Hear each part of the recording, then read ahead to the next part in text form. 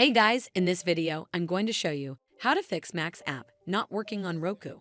So first of all, you need to make sure you're running the latest version of the app.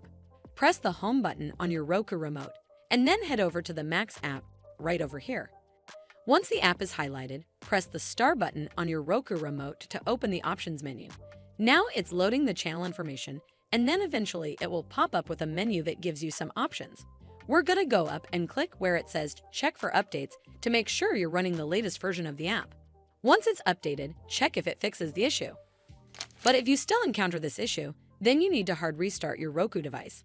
So the first step is to turn off your Roku device using the remote. Then unplug the power cable from the power outlet. Wait for 3 to 5 minutes, and then plug the power cable back in and turn it back on. This should fix the issue, but if it doesn't, then you need to completely reinstall the Mac's app.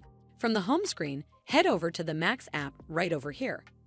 Once the app is highlighted, press the star button on your Roku remote, and then click on Remove Channel from the pop-up menu. It's going to ask for confirmation, so click on Remove to uninstall the app from your device. Once uninstalled, press the home button on your Roku remote. From here, we're just going to use our remote and scroll down until we get to where it says Streaming Channels, and then click OK on your remote. Once you're on this screen, scroll down to Search Channels and type in the app name, and it will then show up right over here. Scroll over to the right, and then click OK on your remote.